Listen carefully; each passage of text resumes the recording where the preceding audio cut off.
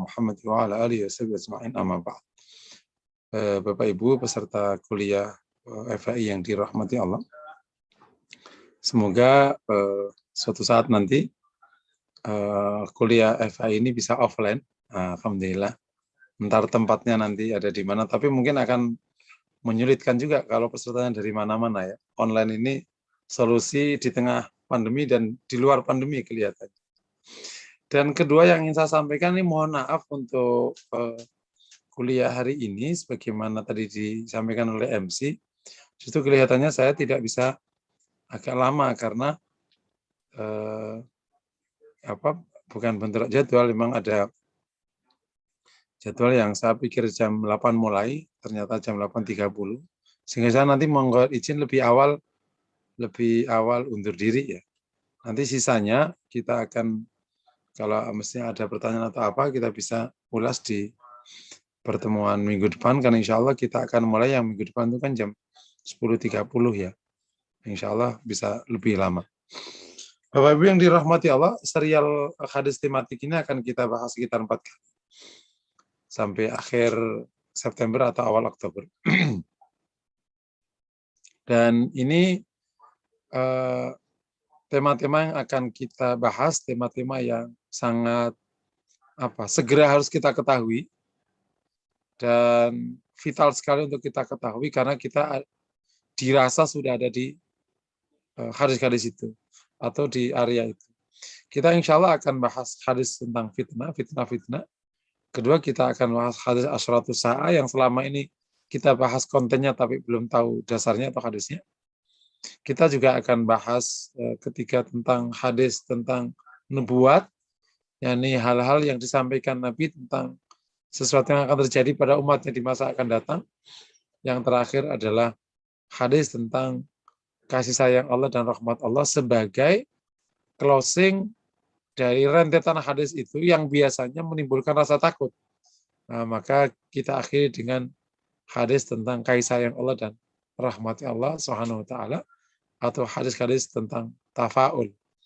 Tafaul yakni tentang hal-hal baik yang memang insya Allah akan menimpa juga umat Rasul di akhir masa. Mungkin jadi kita awali dengan fitnah, itu kan dahsyat, tanda kiamat dahsyat lagi, nubuat itu juga luar biasa, akan terjadi dan itu.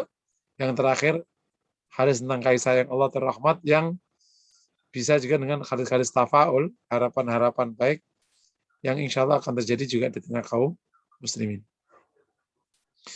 Bapak Ibu yang dirahmati Allah, secara bahasa, fitnah itu artinya adalah ujian, al-imtihan, wal-ikhtibar, itu secara bahasa.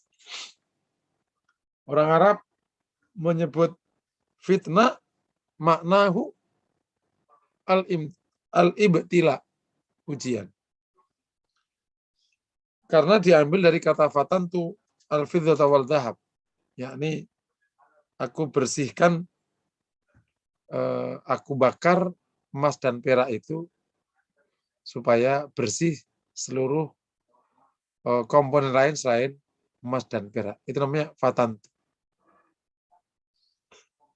Nah, Ibnu Athir misalnya mengatakan fitnah itu asli katanya adalah, maknanya adalah ujian, tapi lebih banyak digunakan untuk ujian yang tidak disukai. Contohnya, misalnya peperangan, contohnya perselisihan. Tetapi kalau ujian yang baik, yang indah-indah itu enak, itu tidak digunakan istilah fitnah. Padahal juga fitnah juga kan ya. Kamu punya harta, kan fitnah juga. Anak, fitnah juga. Tetapi kalau ada kata fitnah, konotasinya itu adalah imtihan al-makruh. Untuk hal yang tidak suka. Kemudian melebar dari penggunaan ujian dengan hal yang tidak disukai tadi, melebar menjadi ujian kekafiran, ujian dosa, peperangan, kebakaran, gempa, dan seterusnya. Itu perkataan Ibnu Athir. Ibnul Arabi mengatakan arti-arti fitnah itu bisa mengcover semua hal. Fitnah maknanya ujian. Fitnah maknanya adalah petaka. Fitnah maknanya harta. Fitnah maknanya anak. Fitnah maknanya kufur. Fitnah maknanya perbedaan orang. Perselisihan. Fitnah adalah dipanggang di neraka, itu juga bagian dari fitnah.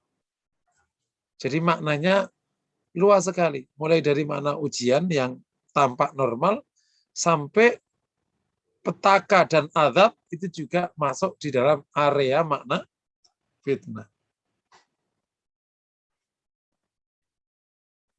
Nah, adapun kata fitnah di dalam Al-Qur'an itu bisa bisa bermakna beberapa. Contohnya bisa bermakna ibtila dan ujian. Seperti di surat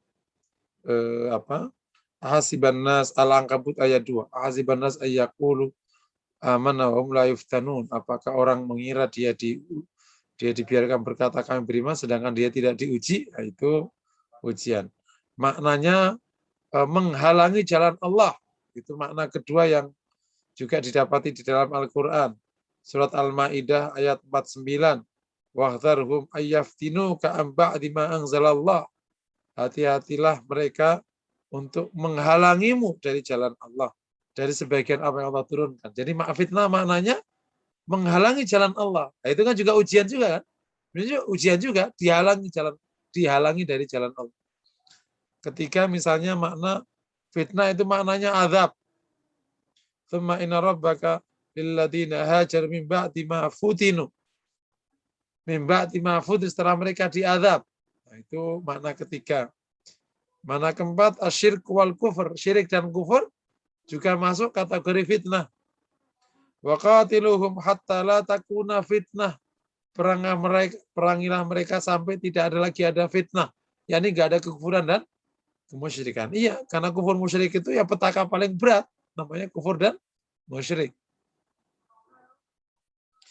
Nomor 5, jatuh ke maksiat dan kemunafikan. Itu juga bagian dari cakupan makna fitnah. Walakinnakum fatantum anfusakum. Tapi kalian menfitnah diri kalian sendiri. Yakni membiarkan dalam kemaksiatan dan kemunafikan. Nomor 6, fitnah juga bisa berarti kaburnya kebenaran dan kebatilan. Enggak jelasnya kebenaran dan kebatilan. Misalnya di surat Al-Anfal ayat 73. Walladzina kafaru ba'duhum awliya'u ba'd illa taf'alu takung fitnatun fil ardi wa fasadun kabir. Orang-orang kafir itu sebagian mereka itu wali, pendukung sebagian yang lain.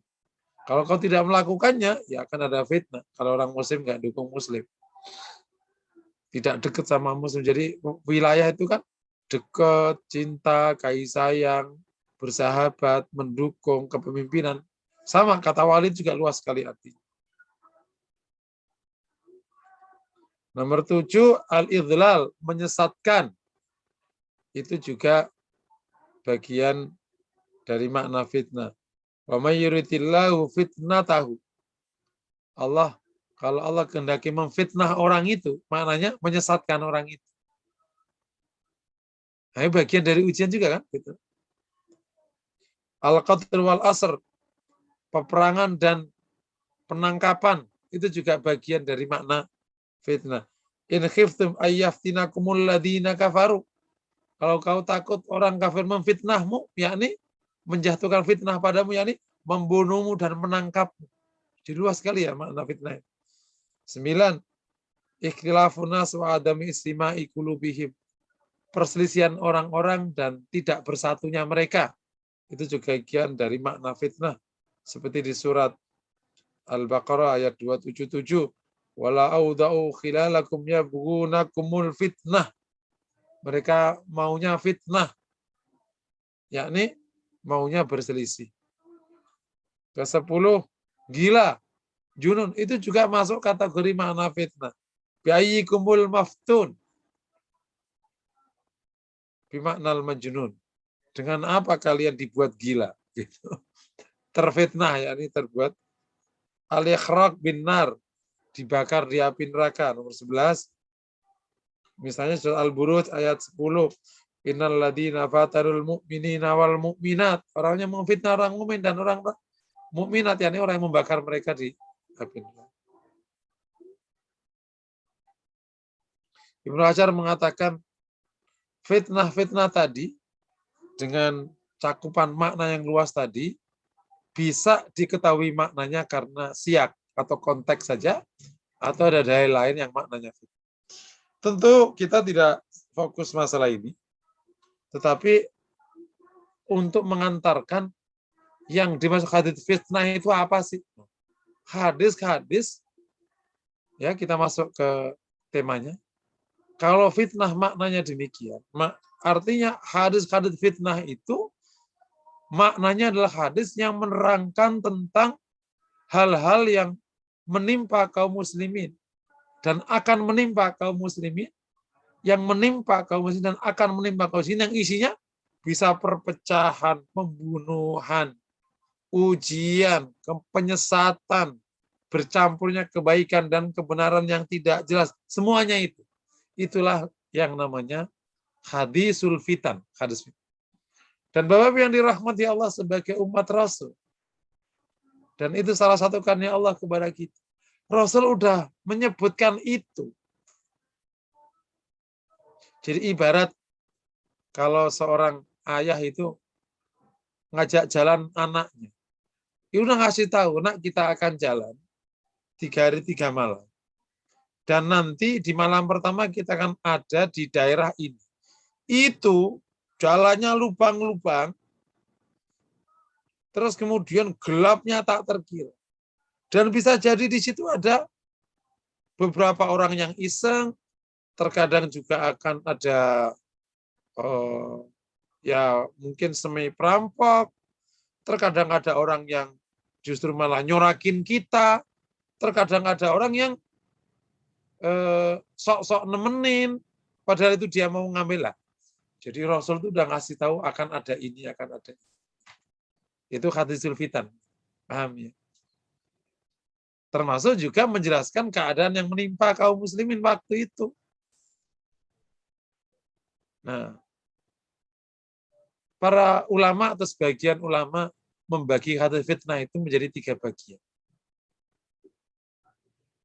Hadis fitan itu hadis menjadi 3 bagian.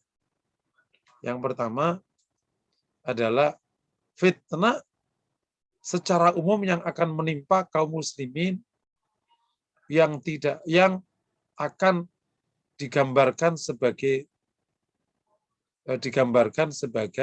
kayak hujan, kayak rintikan hujan yang selalu menimpa semua celah kaum muslim. Ya, apa itu isi fitnah? Banyak macam-macam tadi. Bisa perpecahan, pembunuhan, kebenaran sama kebatilan nggak jelas, kemunafikan, kekufuran, kemaksiatan. Oh, itu akan menimpa kaum muslim. Termasuk ujian, macam-macam. Yang kedua, hadis fitnah yang bahas masalah urusan publik dan hubungan dengan pemerintah. Ini termasuk juga banyak yang kaitan kayak gini. Memandu kaum muslimin. Nanti akan misalnya man ya'ish minkum, bukan. Hadis satajiduna umuran tungkirunaha. Kalian akan mendapati perkara-perkara yang kalian akan ingkari. Kata Rasul, ad-duma alaikum was'allaha malakum. Mintalah, tunaikan kewajibanmu dan mintalah kepada Allah hakmu. Karena akan ada kondisi yang membuatmu nggak masuk akal. Gitu. Itu kondisi publik. Yang terakhir, hadis-hadis fitnah yang menjelaskan keadaan yang akan menimpa kaum muslimin yang berupa kondisi buruk. Ini bedanya dengan yang pertama itu umum aja, akan ada ini. Fitnah akan menimpa gini-gini. Tapi kalau yang ketiga itu kondisinya buruk. Misalnya yang banyaknya pembunuhan, banyaknya perzinahan, ilmu dicabut, dan seterusnya. Nah, ini kategori secara global gitu. Nah, perlunya kita tahu hari fitnah itu, pertama, agar kita siap dan waspada jika itu terjadi. Apalagi kita memang hidup 1443 tahun dari Rasulullah. Masya Allah. Zaman Ali bin Abi Thalib radhiyallahu ta'ala yang merupakan orang yang dijamin masuk surga. Ada kejadian yang luar biasa beratnya dihadapi beliau. Kalau Ali bin Abi Thalib mau tenang aja kan? Kenapa? Udah min ahlil jannah, udah jelas sama dia. Dan Ali punya kelebihan yang luar biasa. Telah mendapatkan pernyataan yuhibbullah wa rasulah wa yuhibbuhullah wa rasuluh. Orang yang mencintai Allah dan Rasulnya dan Allah Rasul mencintainya. Nah, gimana Kak? Tapi di masa beliaulah perpecahan terjadi dan seterusnya. Seakan-akan beliau itu disiapkan untuk menghadapi situasi buruk itu. Kira-kira gitu. Padahal ya orang Muslim pertama dari anak muda yang mempertaruhkan nyawanya di awal Islam. Sebelum orang mempertaruhkan nyawanya, tapi disiapkan oleh Allah menghadapi situasi paling berat. Jadi Ali bin Abi Thalib itu kayak disiapkan, semua situasi berat, tolong kasih Ali. Kira-kira gitu. Hijrah, kasih Ali. Di Badar pertama, Ali yang ngadepin. Wah, Ali, Hamzah, dan satu lagi. Yang duel itu. Pokoknya berat-berat itu kasih Ali bin Abi Thalib. Ini ponakan Nabi, mantu Nabi, sekaligus jagoan Rasulullah. Perang nggak selesai, kasih Ali. Selesai, langsung. Nah, termasuk kondisi terakhir kaum muslimin, Ali yang ketiban harus nyelesain. Padahal di atasnya udah lumayan enak. Tapi Ali, Masya Allah. Terus kemudian, ya karena ya jadi mantu Rasulullah Sallallahu Alaihi Wasallam. Dan sekaligus ponakannya memang anaknya Abu Thalib, memang leadernya Quraisy. Itu saja kejadiannya seperti yang kita saksikan dalam sejarah. Ya artinya ya semakin ke sini seperti kata Anas bin Malik, "Mamin zaman ila batu syarmin", tidak ada masa kejadian setelahnya lebih buruk daripada masa sebelumnya. Itu yang pertama, waspada. Yang kedua, belajar sikap.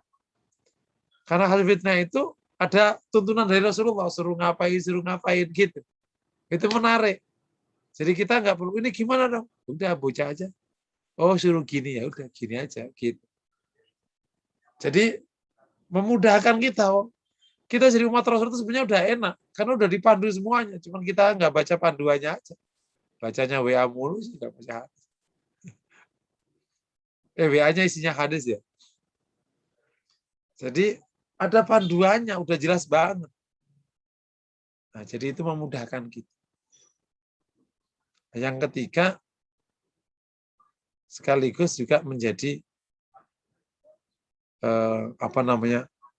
tuntunan sikap kolektif. Karena ada kali fitnah, sehingga kita bisa mendorong menjadi bagian proses sikap kolektif. Karena fitnah itu kalau sikapnya nggak kolektif, ya akhirnya nggak bisa ngadepin kalau sendiri. Nah, kalau fitnah itu kita kaji bersama, menjadi panduan bersama jadi sikap kolektif, yang insya Allah akan membantu kita juga melewati masa fitnah itu sangat indah dan baik. Yang jadi masalah itu adalah, ini kejadiannya di masa kita, atau bukan ya? Nah, ini yang jadi masalah. Ada kata fitnah nih, tapi ini kejadiannya kita ini masuk di masa mana nih? Nggak tahu kita. Tapi sebagai hamba yang mukmin kan ada firasat, ada juga tanya kepada Allah. Yaitu akhirnya membimbing, oh mungkin hadis ini sebagai pemandu untuk kita. Karena hadis fitnah tidak selalu ada cuma di satu masa, bisa aja kejadiannya memang berulang. Kayak pembunuhan itu kan terjadi sejak zaman awal sampai sekarang, pembunuhan banyak. Meskipun semakin ke sini semakin lebih banyak. Itu ya. Oke. Salah satu buku yang menjadi rujukan adalah Kitabul Fitan punya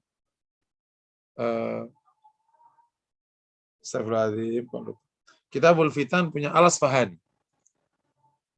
Abu Nuaim Al-Asfahani.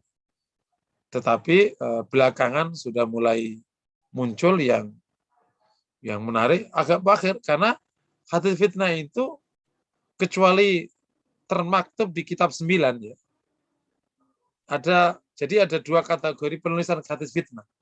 Ada yang dimasukkan di dalam deretan kitab-kitab yang mengumpulkan seluruh hadis. Contohnya Kitabul Fitan di Sahih Bukhari. Ya, jadi di kitab 9 itu Bukhari, Muslim, Ahmad, Abu Dawud, Tirmidzi, Nasai, Ibnu Majah, kemudian Baihaqi dan Daruqutni, ya, itu memuat hadis fitnah. Nah, di luar itu ada seseorang yang memulai secara khusus mengumpulkan hadis fitnah di satu buku. Namanya Kitabul Fitan Abu Nuaim Al-Asfahani. Tetapi salah satu catatannya buku ini itu secara kesahihan ada beberapa yang menjadi perdebatan para ulama. Nah, belakangan ada satu buku yang menarik, itu sudah Mustafa Al-Adawi. Belakangan orang mutaakhir dengan penelitian panjang menulis buku Al-Musnad Al-Marfu fi Hadithil Fitan. Hadis marfu tentang hadis fitnah. Ini juga bagus sekali. Bisa menjadi rujukan. Oke ya. Bapak Ibu yang dirahmati Allah, itu sekilas tentang hadis fitnah. Saya sekarang bacakan beberapa hadis fitnah yang ada di Sahih Bukhari aja ya. Sebagai salah satu bentuk.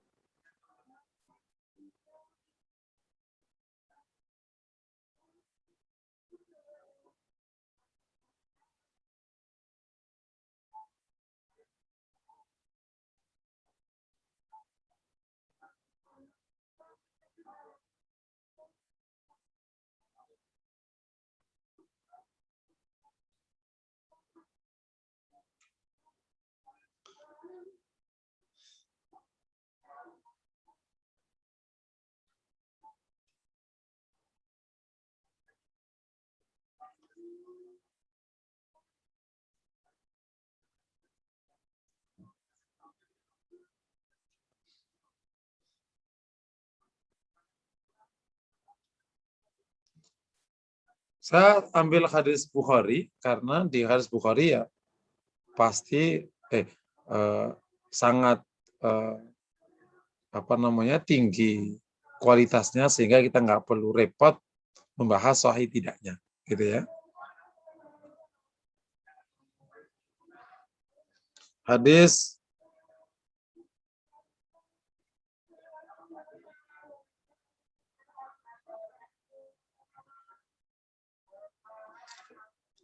bab qaulin Nabi sallallahu alaihi wasallam sataruna ba'ti umuran tunkirunah.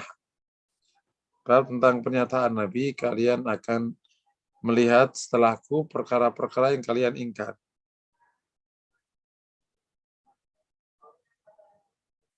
Wa qala Abdullah bin Zaid qala Nabi, dan Abdullah bin Zaid berkata, Nabi bersabda, isbiru hatta talquni al-haud. Sabarlah sampai kalian menemuiku di haud. Qala al-Bukhari rahmatullah alaihi hadatsana Musaddad qala hadatsana Yahya bin Sa'id qala hadatsana al-A'mash qala Zaid bin Wahab sami'tu Abdullah qala Rasulullah sallallahu alaihi wasallam, Nabi berkata kepada kami, innakum satarawna ba'di atharatan. Kalian akan melihat athar. Athar itu kalian itu diambil hakmu. Gitu. Jadi kalian itu enggak punya hak, kan dalam urusan bersama publik itu kan ada hak masyarakat, ada orang. Nah, athar itu orang itu ngawur. Nah, itu namanya athar. Athar itu orang yang ngawur aja gitu. Kalau diterjemahkan gampang itu gitu. Jadi kondisi di mana orang tidak tertunaikan haknya. Wa umuran tungkirunaha, dan perkara yang kalian ingkari. Kalau wa ta'muruna Rasulullah, apa yang kalian perintahkan kepada kami? Qala addu ilaihim haqqahu. Tunaikan kepada mereka hak mereka. Jadi kalau kalian nanti kalian akan mendapati satu situasi, orang itu nggak peduli hak, dan ada perkara-perkara yang kalian ingkari. Perintah Nabi gimana? Tunaikan hak mereka. Unik ya? Gitu. Jangan, untuk gimana? Misalnya kalau sekarang bisnis, terus kan sering tuh bisnis kayak gini, ya sudah, yang penting hak mereka sudah. Apa sih? Yang penting kamu tidak salah. Itu sebenarnya gitu. Wasallallahu haqqakum, dan mintalah kepada Allah hak kalian. Gitu. Termasuk dengan urusan-urusan publik. Tunaikan aja kewajiban, bayar pajak, semua bayar pajak. Sudah. Nah, yang hakmu yang belum kau dapatkan, minta pada Allah. Rasul mengasih tahu kita itu luar biasa indah. Maksudnya supaya kita itu tidak disakiti, gitu kira-kira gitu kalau dalam bahasa lain. Sekarang itu nggak disakiti, karena akan ada situasi kayak gitu. Nah, salah satu sebab kita nggak disakiti kan kalau kita tunaikan hak, kita tunaikan kewajiban. Jadi jangan sampai fokus hak, tapi kewajibanmu nggak kau tunaikan. Malah ini Rasul mendorong, udah kewajibannya dikerjain aja, hakmu minta pada Allah. Nanti Allah akan kasih. Bisa nggak gini? Mestinya kalau gampangnya, tender itu kan harus terbuka. Kalian berhak dapat. Nggak dapat karena dihalang atau apa. Sudahlah minta pada Allah. Yang penting kamu ikuti proses. Benar, keliru, ya sudah nggak usah. Paham ya kira-kira ya? Karena ini termasuk hadis fitnah yang umum. Bukan yang tadi, yang ini masih bagian hadis fitnah yang pertama. Yang bagian pokoknya akan ada fitnah begini-begini. Bukan yang bersifat berlebih tasawuf, pembunuhan, enggak. Ini masih yang pertama-pertama. Ya, itu contoh.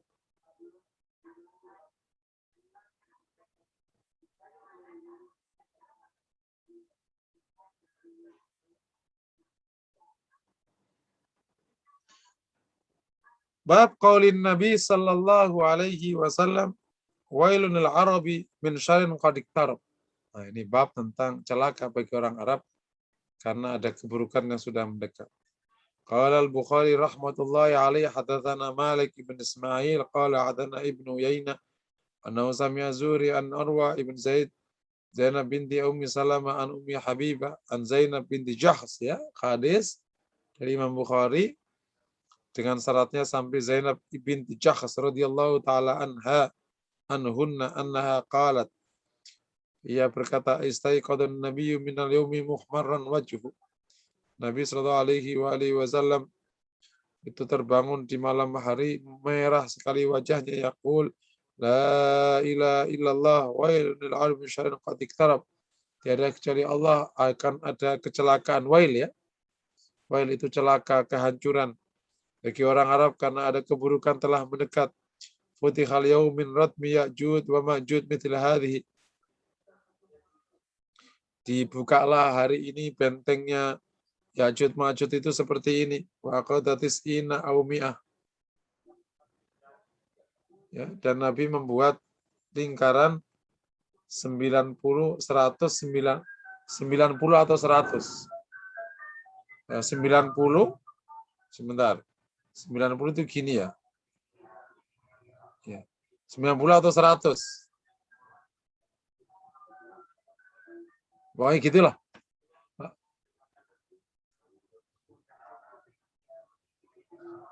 Qila anahlik wa fi'na salihun, dikatakan kepada Rasulullah, apakah kita akan binasa sementara ada orang-orang soleh? Qala na'am idza kathural khobas. Iya, kalau banyak dosa. Loh. Jadi zaman itu Rasulullah sudah wanti-wanti akan ada kebinasaan menimpa orang Arab karena ada keburukan mendekat. Sehingga fitnah nggak berhenti-berhenti. Dan ternyata Sumber fitnah itu adalah karena banyaknya khobas. Khobas itu maknanya al-itham, dosa. Jadi kalau banyak dosa, akan ada petaka. Nah, ini kan juga bagian dari uh, warning Rasulullah. Jadi oleh karena itu, jangan banyak dosa. Dan yang seperti ini bukan berlaku di satu masa, ini bisa berulang. Gitu. Pokoknya kalau kamu kok banyak dosa, kacau aja. Nah, makanya harus ada amal ma'ruf nahi munkar, harus ada istighfar bareng-bareng. Disinilah makanya pengajian harus rame. Makanya sampai ada ungkapan, insya Allah kalau pengajian masih rame, semoga kita selamat karena orangnya insya Allah masih bisa direm. Kalau sudah nggak ada pengajian, yang ngerem apa? Ya sudah, dosa ini ya tumbang. Karena Rasul sudah kasih bawain, analik wafina salihun qala na'am idza kathurul khabas. Ini yang bisa dapat disimpulkan. Ada hubungan antara azab atau petaka dengan dosa. Ada hubungan. Dasarnya ini. Jadi kaum muslimin hendaklah benar-benar hati-hati dengan masalah al-khobath al-muntashir. Dosa atau perbuatan dosa yang tersebar. Tapi kalau masih sedikit insya Allah aman. Apalagi masih personal. Tapi kalau udah kathur banyak, nahlik.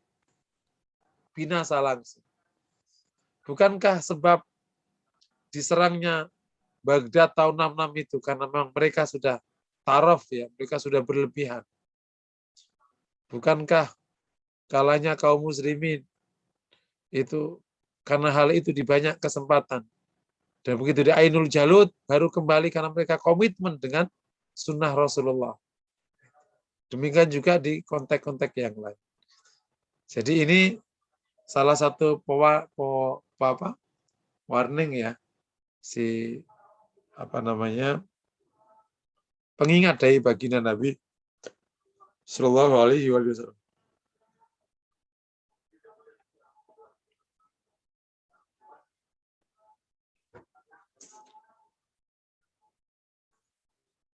Ini hadis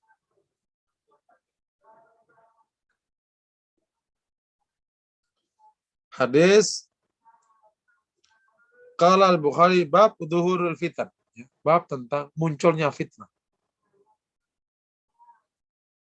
Ini sudah masuk kategori yang ketiga tadi.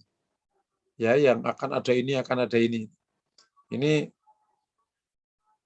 hadis qala al-Bukhari rahimahullah alaihi haddatsana Ayyas bin Walid qala akhbarana Abdul A'la qala hadatsana Ma'mar an-Zuhri an Sa'id an Abu Hurairah radhiyallahu anhu an Nabi sallallahu alaihi wasallam qala yataqarabu zamana, dari Imam Bukhari rahimahullah alaihi dengan sanadnya sampai Abu Hurairah. Dari Nabi, ia bersabda, ya taqarabu zaman, masa akan berdekatan. Nabi mengatakan, masa akan berdekatan, waktu akan dekat. Wayang kusul ilmu akan berkurang. Sampai di sebuah riwayat itu, masa akan berdekatan itu setahun seperti sebulan, sebulan seperti seminggu, seminggu seperti sehari, sehari seperti sesaat. Beliau betul.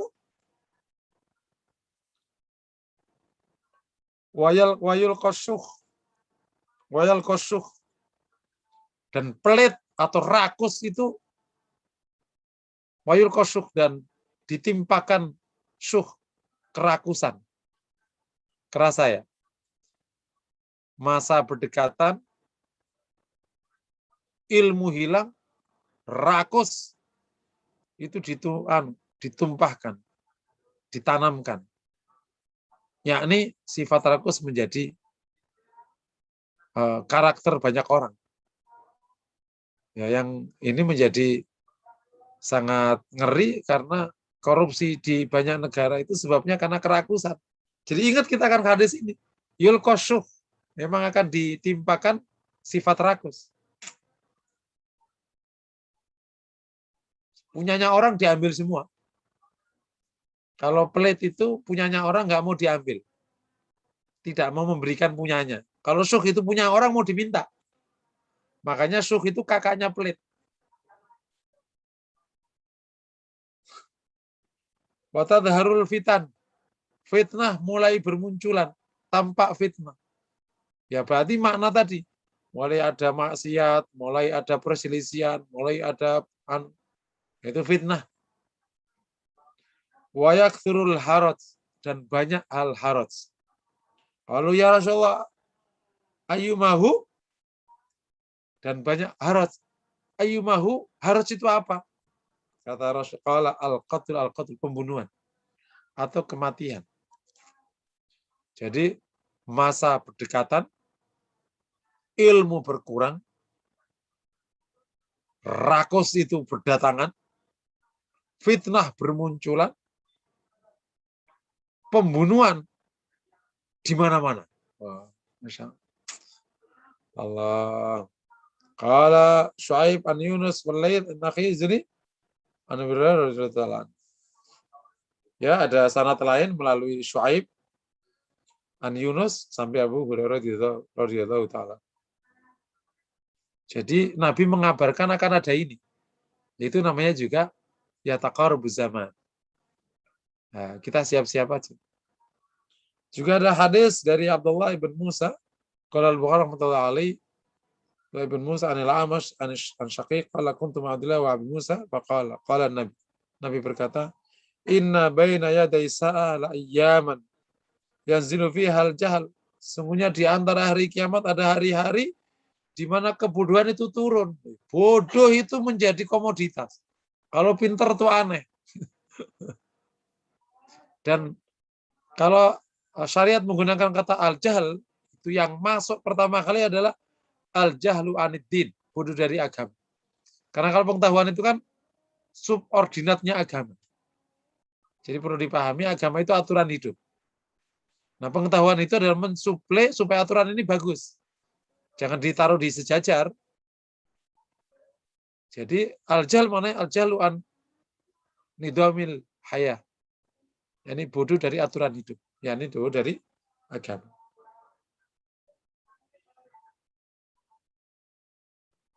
Wa yarfa'u fiha ilmu diangkat. Jadi ilmu itu sedikit. Ya kalau zaman awal-awal kan hampir semuanya itu ulama. Wa yakthuru fiha al-haraj, dan banyak sekali pembunuhan. Jadi hadis pertama, kedua tadi ada titik kesamaannya, akan ada di antara hari kiamat itu kebodohan itu turun, ilmu berkurang, pembunuhan banyak. Masya Allah. Ini Bapak Ibu yang dirahmati Allah, salah satu contoh hati fitnah. Mohon maaf ini Bu MC dan semua pengurus dan para jamaah, saya tidak bisa lanjut sampai jam 10. Ada yang ternyata agak mepet karena saya pikir dari 8 sampai jam 9 itu kurang-kurang sedikit. Ada ini apa? Ada acara yang nggak bisa diundur lagi. Oh iya. Nah, mungkin ada sekitar 2 menit. 2 menit Ustaz. Kalau ada pertanyaan boleh. Tadi saya gambarkan kira-kira fitnah itu sudah seperti itu, dan perlunya kita tahu fitnah itu, bukunya sudah saya sebutkan. Ini contohnya tadi, diambil dari Kitabul Fitan dari Sahih Bukhari. Sudah menggambarkan fitnah secara umum, dan ada fitnah yang ada di akhir masa, yang ada pembunuhan macam-macam, dan Masya Allah, rasa-rasanya ya tentu hanya Allah yang tahu. Masa kita itu masa yang disebutkan Rasulullah tadi, masa dekat, banyak pembunuhan, ilmu hilang, kerakusan menjadi dominan, dan seterusnya. Mungkin demikian. Assalamualaikum warahmatullahi wabarakatuh. Waalaikumsalam warahmatullahi wabarakatuh. Berarti Ustadz sampai pukul 9.20 atau 9.15 Ustadz, kalau boleh 15. Mungkin 15. Masya Allah, limited time. Baik, bagi peserta kuliah yang ingin mengajukan pertanyaan kepada Ustadz, dipersilahkan baik melalui raise hand maupun chat room ya. Tadi sudah disampaikan oleh Ustadz bahwasanya kita berada di zaman yang penuh dengan fitnah, di mana kebodohan muncul dan kepintaran dianggap sebagai sebuah keanehan ya. Mungkin ada peserta kuliah yang ingin bertanya. Kebetulan Ustadz berhalangan untuk sampai pukul 10. Beliau memberikan waktu sekitar 2 menit untuk mengajukan pertanyaan. Dipersilakan.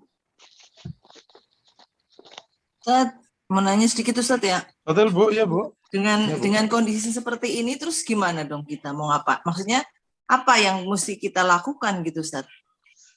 Apa pelajaran yang kita bisa ambil dari misalkan dianggap ini sekarang udah di akhir zaman gitu Ustadz? Gimana sih? Jadi kalau tentu kalau kita belajar hati fitnah kan ini kan hanya apa namanya kayak gambaran globalnya ya. Gitu.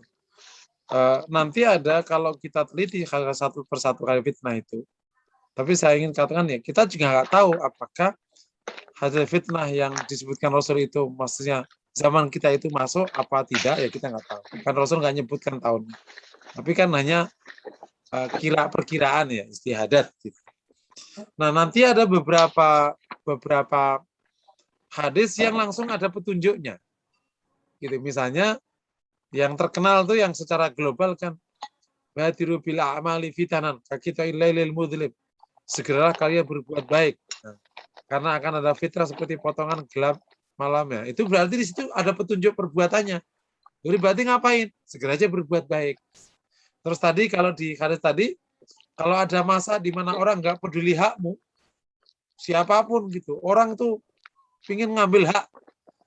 Gitu. Ya itu karena sudah kerakusan muncul kan, siapa aja ingin ngambil. Ternyata oleh Rasul, kau penuhi hak mereka. Kewajibanmu apa? Nanti yang hakmu minta padamu. Gitu. Terus kemudian tadi, kalau ada masalah kebodohan akan tebra ilmu hilang ya. Berarti kan kita ingat hadis-hadis tentang tolabul ilmi. Nah kalau gitu kita harus banyak nuntut ilmu. Jangan sampai kita nanti masuk kategori yang terpapar fitnah tadi. Ikut-ikut bodoh. Nah gitu. Ini kira-kira emang termasuk kalau ada yaksurul harad banyak pembunuhan berarti gimana kitanya? Itu sebenarnya ada panduan umumnya yang tidak di area hadis fitan, tapi ada panduan khusus pas di area hadis fitan. Wallahu a'lam bishawab. Ya, syukran Ustaz. Jazakallah. Iya. Udah Bu Iin ditutup aja Ustaz. Ya, baik insyaallah Ustaz jazakallahu khair untuk jawaban dari pertanyaan Ibu Yul yang disampaikan secara langsung. Karena Ustadz masih ada keperluan, mohon maaf kepada peserta kuliah tematik 2 pada pagi hari ini kita tidak bisa sampai pukul 10. Semoga pekan depan kita diberi kelapangan waktu kembali dan diberikan kesehatan untuk menyimak kembali penyampaian dari Ustadz terkait kuliah 2 tematik kita. Mari sama-sama kita tutup kuliah kita pada pagi hari ini dengan membaca istighfar 3 kali. Astagfirullahaladzim, astagfirullahaladzim, astagfirullahaladzim. Astagfirullahaladzim, astagfirullahaladzim. Subhanakallahumma bihamdika asyhadu an la ilaha illa anta astaghfiruka wa atubu ilaik. Tafadhal Ustaz apabila ingin langsung melanjutkan aktivitas. Izin saya membacakan informasi terkait. Hafan ya, semua hafan. Ya, insyaallah Ustaz. Fi amanillah Ustaz, masyaallah. Izin saya membacakan informasi sedikit bagi peserta kuliah yang ingin